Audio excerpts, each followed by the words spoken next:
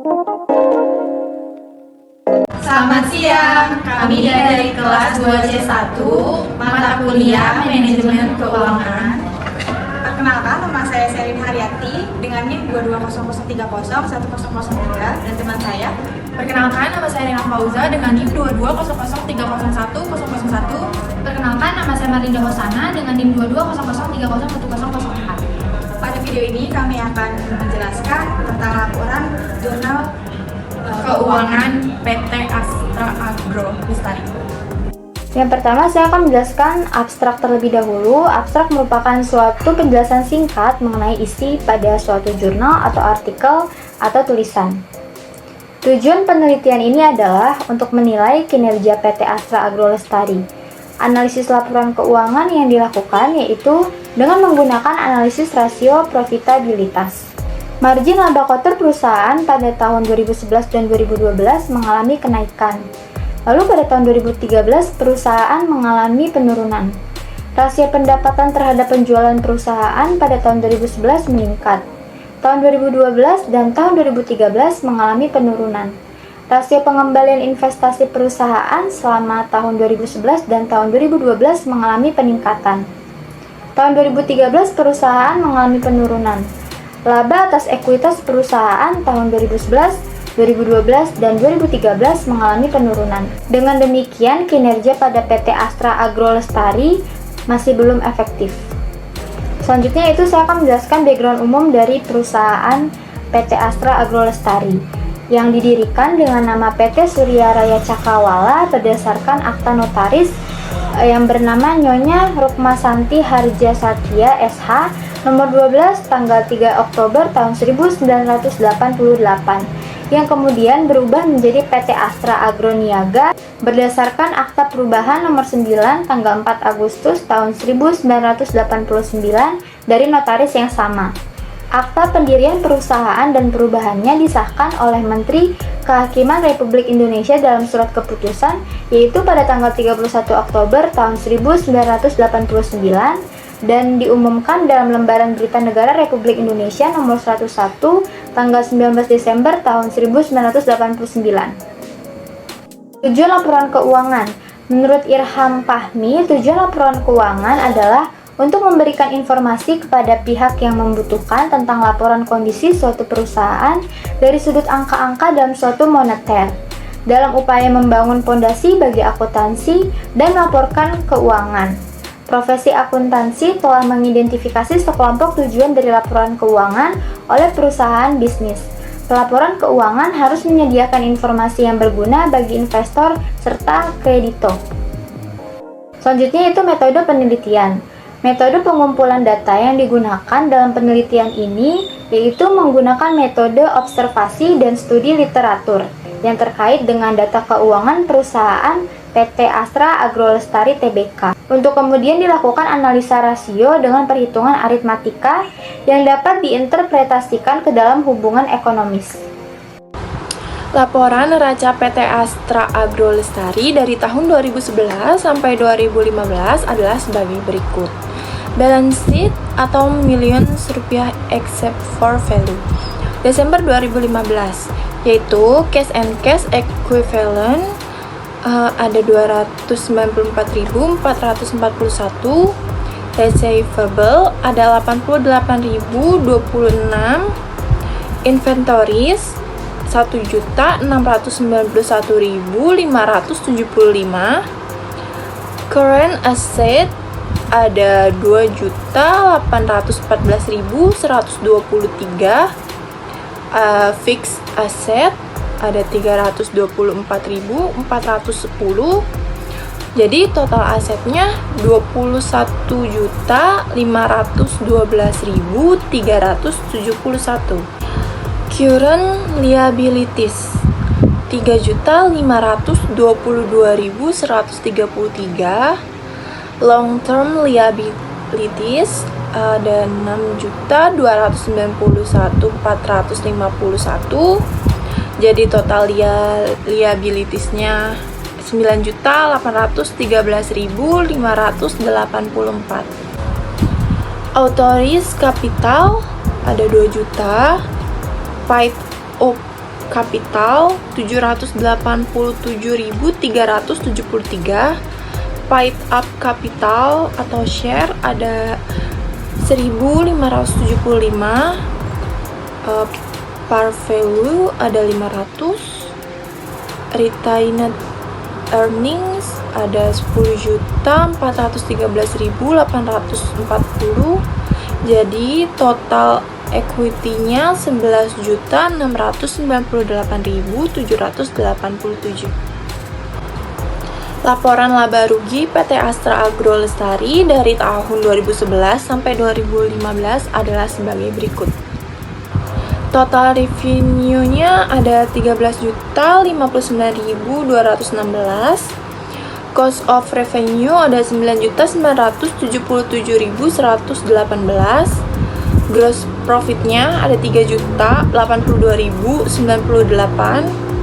Expense atau income 1.906.585. Income before tax ada 1.175.513. Taksnya sendiri ada 479.829. Profit for the period 695.684. Period attributable ada 619.107.000. Comprehensive income ada 689.403.000. Comprehensive attributable ada 612.292. Grafik total aset dan liabilities tahun 2011 sampai 2015. Di sini ada grafik dari tahun 2011 dan tahun 2015. Bisa dilihat sendiri grafiknya seperti ini. Grafiknya dari tahun 2011 meningkat, 2012 makin meningkat, 2013 meningkat, sampai 2015 grafiknya semakin meningkat. Analisa rasio keuangan bulan Desember tahun 2015 pada PT Astra Agro Lestari. A. Rasio likuiditas. Yang pertama, current ratio sama dengan current asset dibagi current liabilitas. Jumlahnya Rp2.814.123 dibagi Rp3.522.133 sama dengan 0,79898 atau 97,89. Artinya setiap Rp1 perak hutang lancar dijamin atau ditanggung oleh Rp 79,89. Atau dengan kata lain, semakin tinggi rasio berarti semakin terjamin hutang-hutang perusahaan kepada kreditur. Yang kedua, quick ratio. Current asset dikurang inventory dibagi current liabilitas. Hasilnya Rp2.814.123 dikurang Rp1.991.575 dibagi Rp3.522.133. Hasilnya 0,31871 atau 31,87. Artinya setiap Rp1 hutang lancar dijamin oleh aktiva selain persediaan atau inventory sebesar 31,87. B. Rasio solvabilitas. Debt to asset ratio sama dengan total debt dibagi total aset.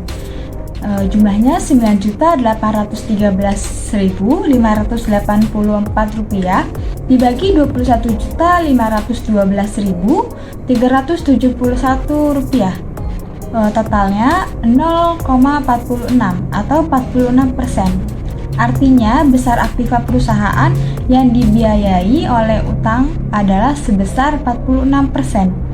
Yang kedua, debt to equity ratio sama dengan total debt dibagi equity sama dengan Rp9.813.584 rupiah dibagi 11.980.787 rupiah. Hasilnya 0,84 atau 84%. C. Rasio aktivitas. Yang pertama, inventory turnover sama dengan sales dibagi inventory sama dengan 59.216 rupiah dibagi 1.691.575 rupiah. Hasilnya 7,72 atau 8 kali. Artinya perputaran persediaan dalam satu periode sebanyak 8 kali. 2. Days of inventory sama dengan jumlah hari dalam satu tahun dibagi inventory turnover sama dengan 365 dibagi 7,72 sama dengan 47,28 atau 47 hari. Artinya jumlah hari untuk rata-rata persediaan tersimpan dalam gudang sebanyak 47 hari.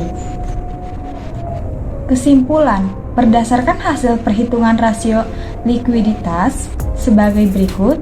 Current ratio 79,89%, quick ratio 31,87%, cash ratio 8,36%, cash turnover ratio 4,35%, dan inventory to net working capital 2,39%. Maka dapat dikatakan liquidity ratio berdasarkan perusahaan cukup baik. Berdasarkan hasil perhitungan rasio solvabilitas sebagai berikut. Debt to asset ratio sama dengan 46%, debt to equity ratio sama dengan 84%, long term debt to equity ratio sama dengan 54%, dan dapat dikatakan leverage rasio perusahaan cukup baik. Sekian penjelasan dari kami. Terima kasih.